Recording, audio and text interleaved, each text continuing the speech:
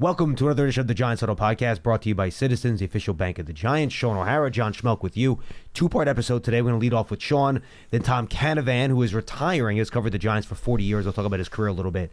Will join us in the second half of the show. Shaun, how are you, man? I'm doing well. Plugging along here. Season's going by quick. I will just say one thing. Tom, congratulations on a wonderful career. It's impressive. He covered you when you were here, obviously. I've known obviously. him for basically my entire sports career. True gentleman. Always could trust Tom. Always understood that he would always be fair and be honest. And he was great. He always had a great personality, and we always enjoyed talking Rutgers football as well. So, Tom, congratulations on your retirement. Absolutely. All right. Talk to me about where this Giants offensive line is and how you handle this as a line. Yeah. When you have all these injuries, John Runyon's not going to play this week. We'll see about John Michael Schmitz.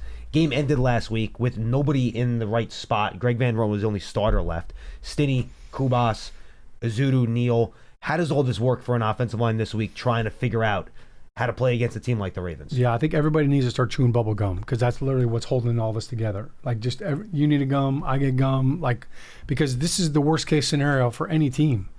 If all of a sudden you have guys going down, and look, Andrew Thomas went down. This is the second year in a row that he has missed time. And once you lose your best offensive lineman, and he happens to be your left tackle as well, there's a domino effect. Now guys start moving around. So Illuminor's out, and then you have Hubbard, who's in and out of the lineup, and constant change at the offensive line position. We already know the outcome of that. Like, we know that that's not a great recipe. Continuity and chemistry. And that is what builds confidence. So the challenge really is, when you have these moving parts, John, is, all right, I've only got 2 real practices during the week to get these guys reps together so they can pass off a twist, so they're not stepping on each other's feet. You just don't have enough time to really get these guys cohesive when you're constantly changing out positions. So obviously John Michael Schmitz went down. Greg Van Roten stepped in. I think that Greg Van Roten has been a phenomenal signing. He not only has he started and played every single snap for this Giants team, he also has that versatility, and that's exactly why you bring a guy like that in, so that, hey, if something happens to your starting center, you've got a backup that is capable, that's not going to pee down his leg on 3rd and 9 in the silent count, because he doesn't know what he's doing. So I think those are things that are really great when they happen. You don't like that they happen, but you have a great option.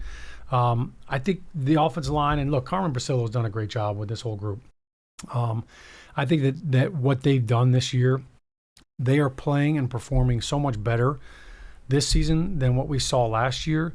And they're not beating themselves. But I will say, the one thing that always keeps showing up anytime you start rotating offensive linemen in is they struggle to handle the twists.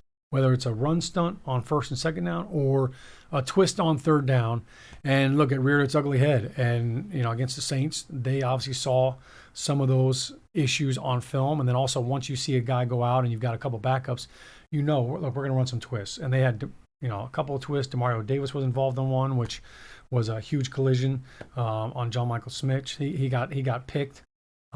His left guard really didn't punch the slanter down enough, and those are things that just kind of come with more reps and more time. But I think the one thing you can do to fix all this, well, not fix, but help, is just run the ball 45 times. Like, come out, we are going to let you guys just fire out, take it out on the other guys. Like, if a guy doesn't get a great block on a run play, maybe it's only 2 yards. If a guy misses a block on a pass play, it's disastrous. And I thought last week Tracy did a good job of making the most of some running plays where there wasn't a ton of room. Yeah. They kept it simple, a lot of inside zone, a lot of duo stuff. They weren't trying a lot of fancy stuff. I imagine against a Ravens defense that has struggled this year, you'll probably see a lot of the same type of scheme stuff this week. Yeah, I think he only had 14 carries in the game. 16 yep. carries. Mm-hmm. I'd like to see him have more. Now, the game was in reach, and you could run the ball more, but the problem was the Giants had 12 penalties, and they were in a lot of 2nd and 15s, or you get a sack on 1st down, and now it's 2nd and 16. And if you rewatch it, the Saints did have 8 guys and just extra bodies in the box the whole game. Yeah, they're basically saying, we don't think you can throw the ball on us, so we're going to try to take away Tyrone Tracy in your run game and make you one-dimensional. So until you can fight your way out of that situation, you're going to find yourself in a loaded box, in an 8-man box, and kind of running uphill. But I think that's look, Tracy, I think he gets better as the game goes along too. Like he gets better, more confidence. He starts to read the holes better, reads the defense better, And, that's when you get that big play. You could run the ball 15 times and you get 3 yards a carry. And then on that 16th or 17th or 18th carry, that's when you pop the 30-yard run, and that's how you get 100 yards. All right, 2 quick ones for you. I thought Evan Neal was significantly better this week. He was, we talked about it on the ground a lot against Dallas.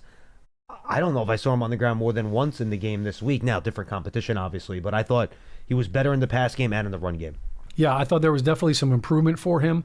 It's interesting because each team, you kind of see they have different rushers and different defenders. I thought Dallas, a lot more speed. Yep. And that's, I think, one of the things that Evan Neal has struggled with is the speed, and he crosses over too much. Like, the one thing you cannot do as an offensive lineman, you can never cross over. You can never cross your feet, especially not in pass pro. That's when you get in trouble, and that's when you end up on the ground. Same thing when you're playing defense in basketball, guys. You can't cross your feet. You got to keep it out. Yeah, exactly. Right? It's a basketball rule. You don't want to be a heel clicker, but you can't cross over. I think Evan Neal got beat inside on one play. Yeah, early in the game, yep. Really early in the game, which should have never happened because he had a running back outside to help chip. So it was play action, and I think it ended up in a sack or a hit, but he crossed over as well on that. So I thought there was definitely improvement in the pass pro area. The Saints pass rushers, they're more power than speed.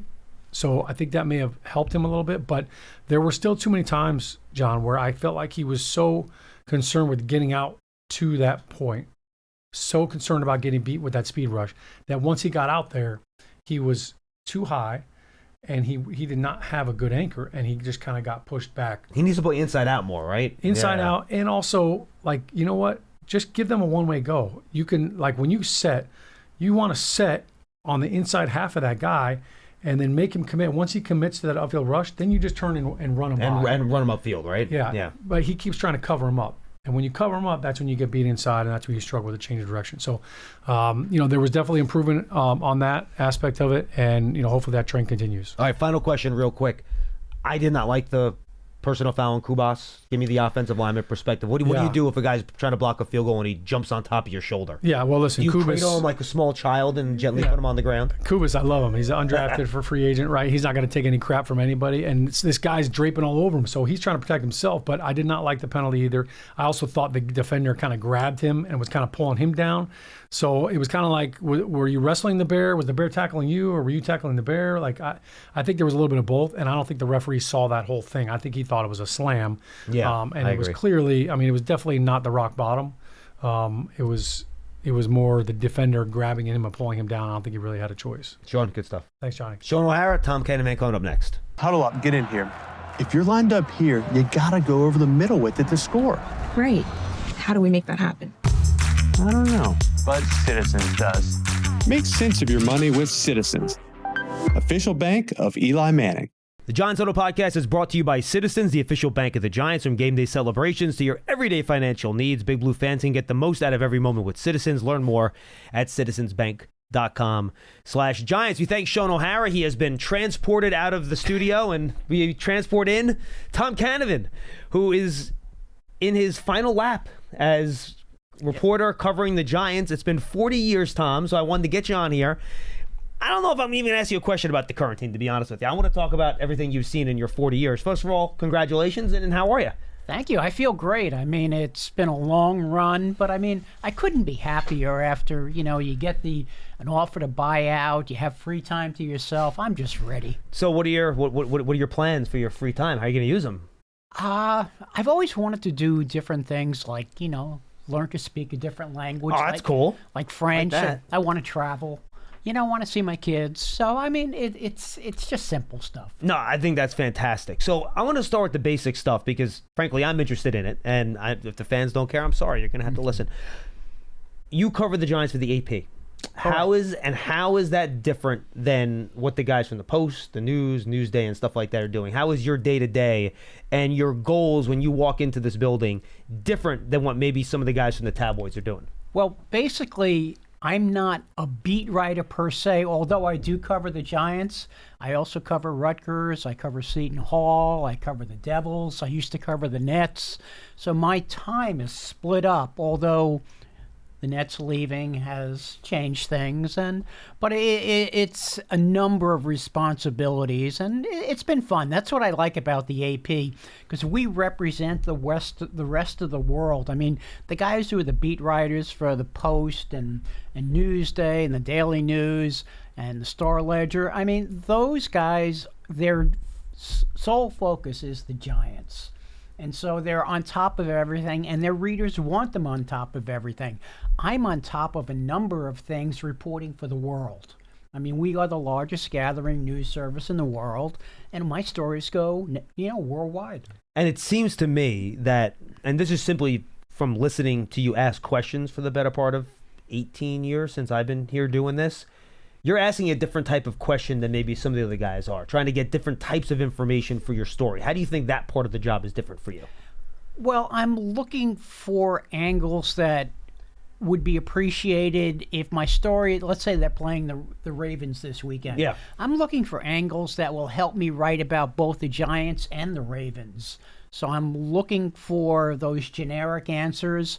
I'm not going to push you on, if a coach is going to be fired or something like that, I'm not going to be pushing on that, other than I will be talking to people behind the scenes to see if I can get a beat or something like that, but I'm not going to beat the dead horse.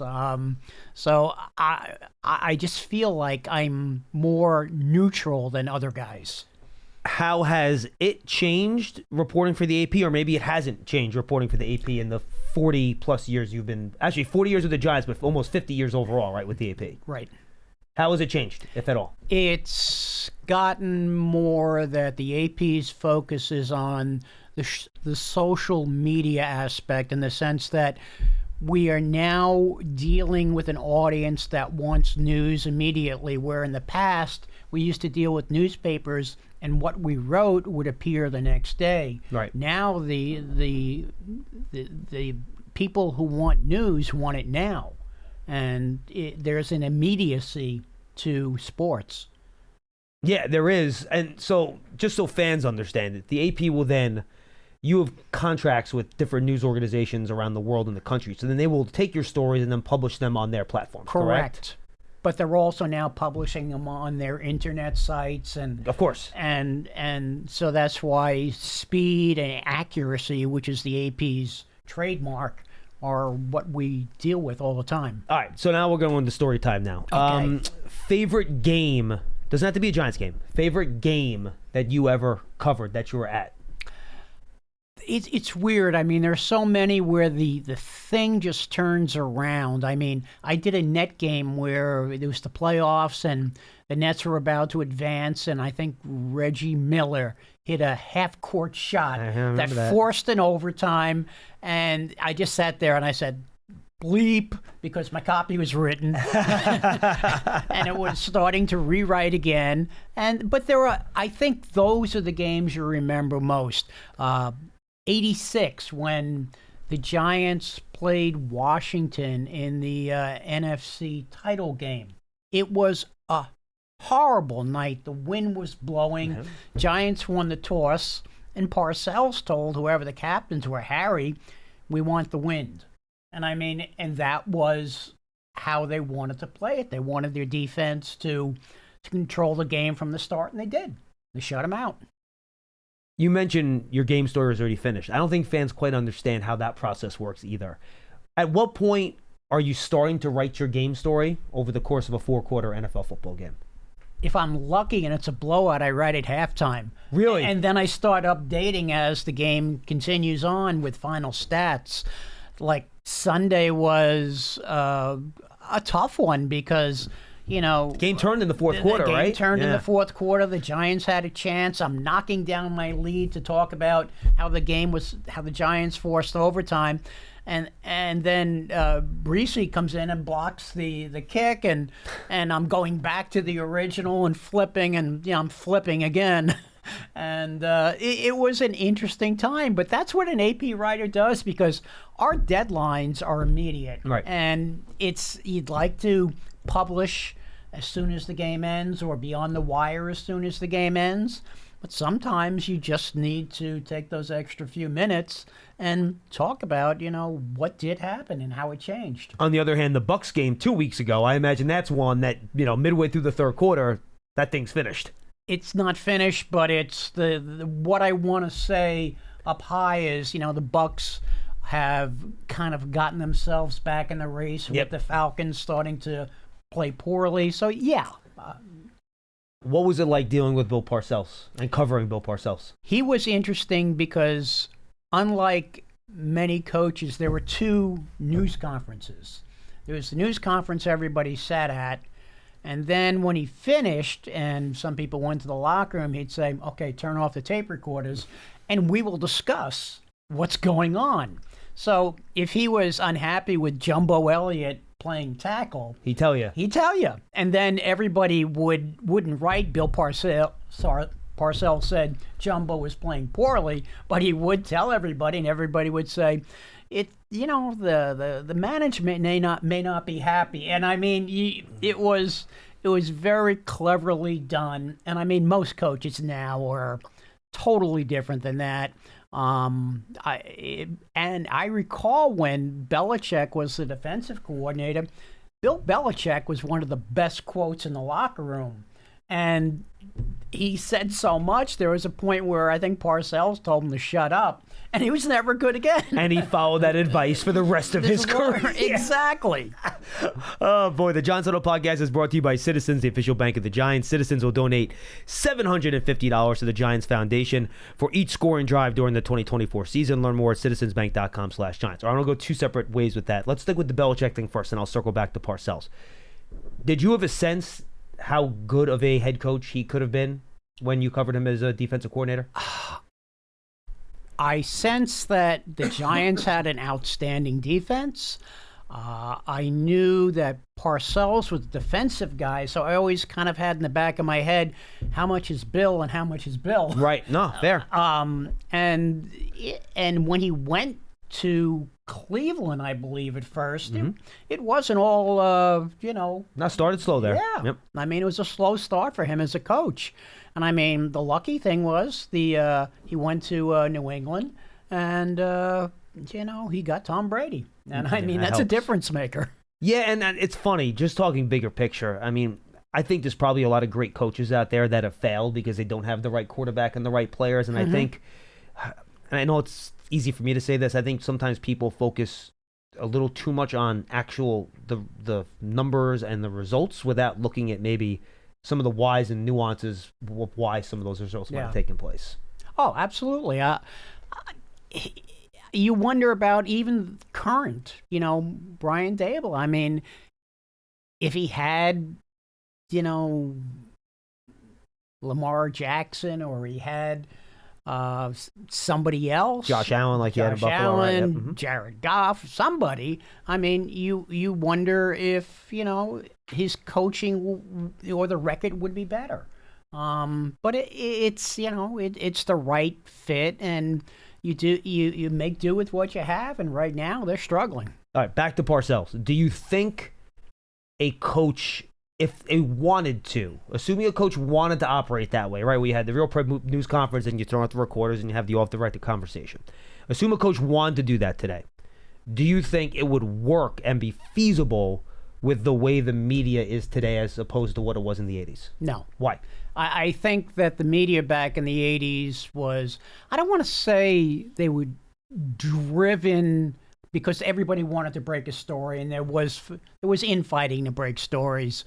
But I don't think that the level of, there was a trust level. And I think you have to know who you're dealing with.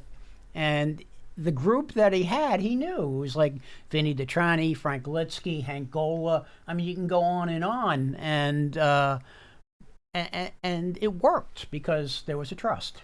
Paul used to tell me how you guys used to just sidle up to George Young, walking off the practice field, and just talking to George Young. A lot different than what happens with general managers now. What was that relationship with George Young in the media, and how did that help form your guys' coverage, and how much different is it than what we deal with today? George Young was a grumpy old man who you'd call him up, and the first thing he'd say to you is, what do you want? Why are you bothering me? And then he'd say, okay, and he'd give you everything you wanted. But George was, again, one of those guys who had familiarity with, the media, because he was, I believe, a PR guy at one point. And the thing that with George is that he understood that a good relationship with the media helps the team. And I think teams have lost that insight. And what you see now is you go in the locker room and half the guys hide in the trainer's room, and you get the locker rooms, or while there's access, everybody's not out. If you want to know how to manage 2 minutes of crunch time football, I'm your man. But if you're wondering about a long-term financial plan, you should talk to Citizens. Hey, I can also talk lawn care. I'd like to learn about a mowing routine. Yes, I knew I could help. Make sense of your money with Citizens. You mentioned access. There's been a push by the Players Association to limit some of that access, right? Let's take it outside, right? Right. So just curious, because I try to explain this to the fans, and I'm not sure if they understand what I'm saying or believe me. You've been doing it a lot longer than me. Why is it important, in your opinion, for media to have access one-on-one in the locker room to players during the week and after games, rather than just having conversations with them in a press conference setting where the players are brought out at you? Why is it important to actually have that 40 minutes in the locker room where you can go and talk to whoever you want? It goes back to what we talked about with Parcells. You develop a certain amount of trust. And I mean, if you're just going to bring a guy to the microphone and then after 5 to 10 minutes say, last two questions, it's a group setting, and you never get to know the guy. Where at times in the locker room, I don't have any questions that I am writing a story for, but I would like to get to know the guy. Why is that trust factor and getting to know the guys eventually important to accurately report on the team and do your job as a reporter? You believe the answers you get are honest and truthful. You believe that they're not just giving you the company line. I mean, there are times in the last decade where the coach will say something and I go and talk to the players and it's like I'm hearing it again.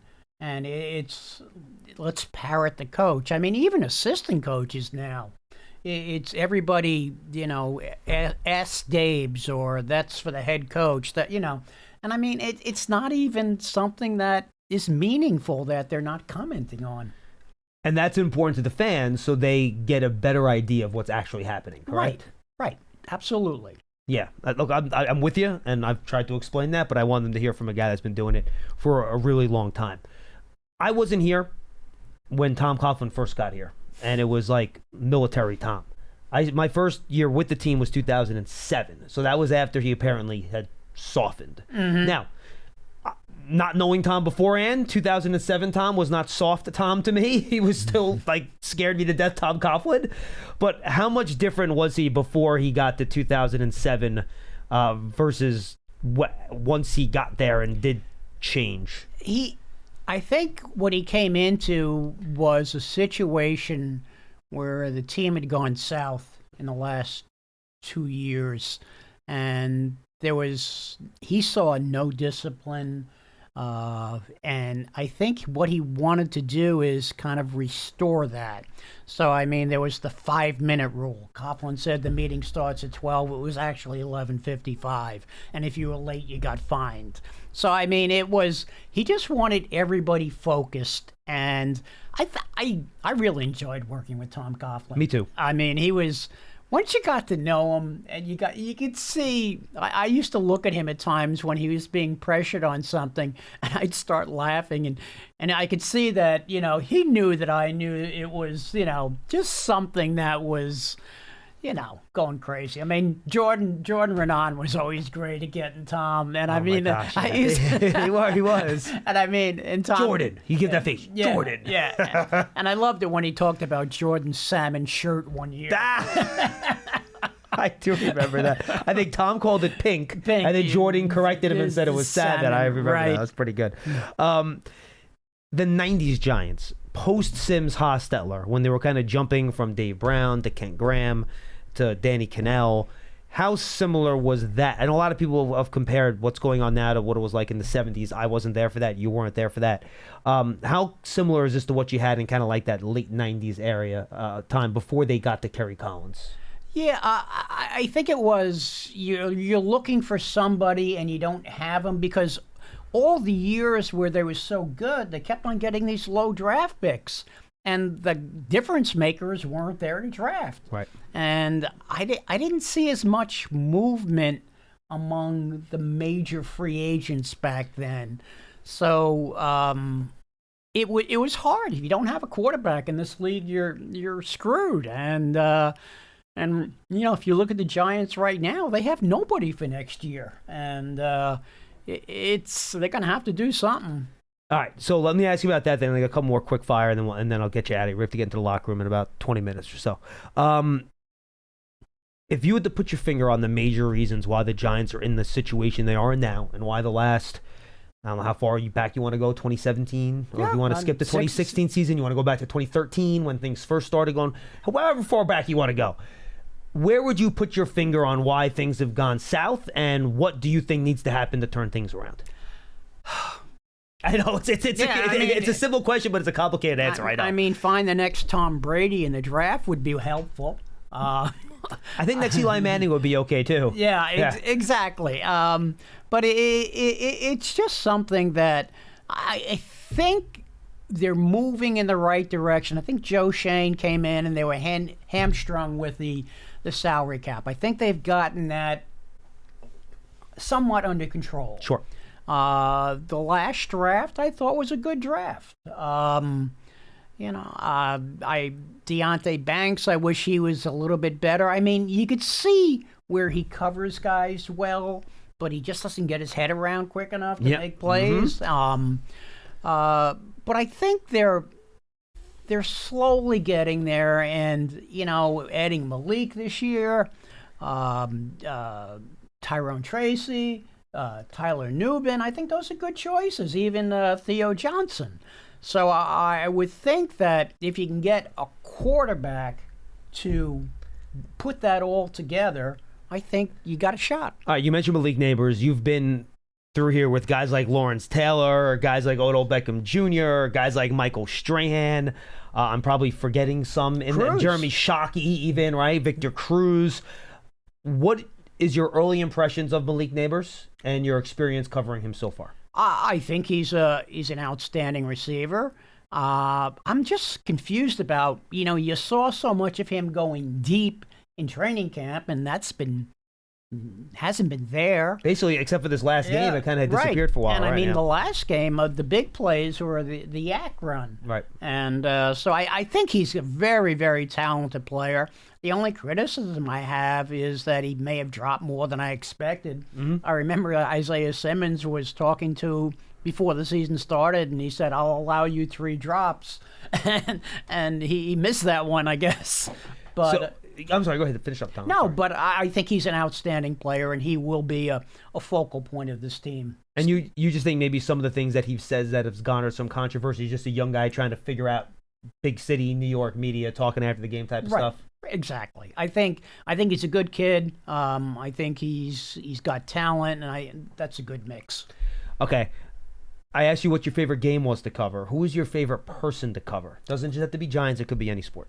Well, favorite person. I mean, there are so many. Yeah, throw them at me. What do you got? Yeah. I used to like, Lawrence Taylor. Some of the stuff that Lawrence said was outrageous. Can you share stuff that won't get us all thrown off the air? Well, let's talk about Lawrence and my good buddy, the late Ernie Palladino.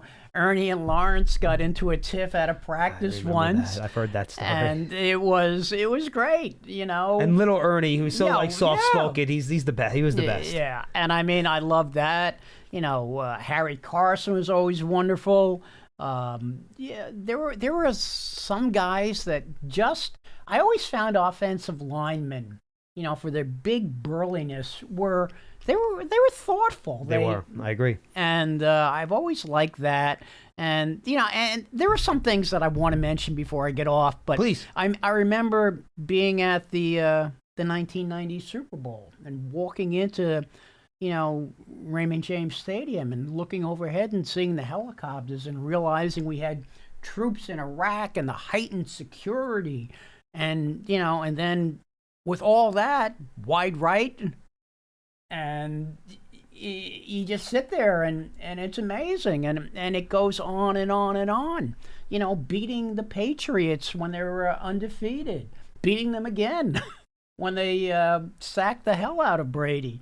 The disappointment of the 2000 Super Bowl when they, Jim Fossil put all his chips to the middle and they got down there, and then the Ravens did a number on them. You talked about how unique LT was. Was Eli Manning unique in the other way, where you just could never get him to crack?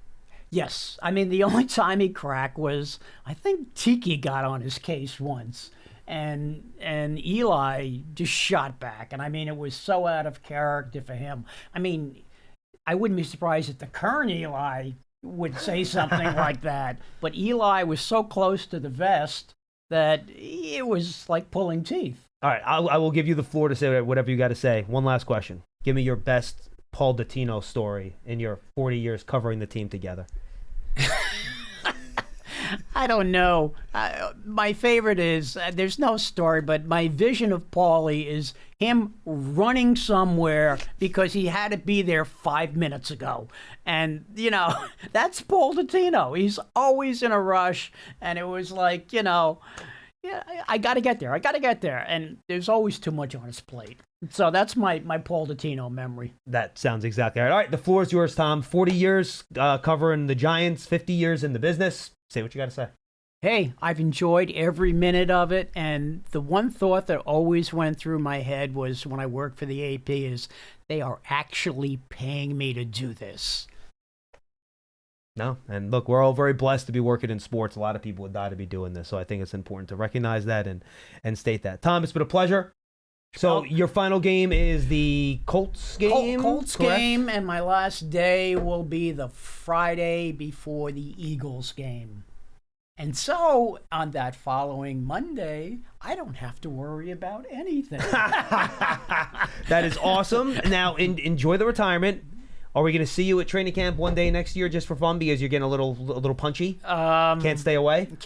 It'll have to be a cooler day.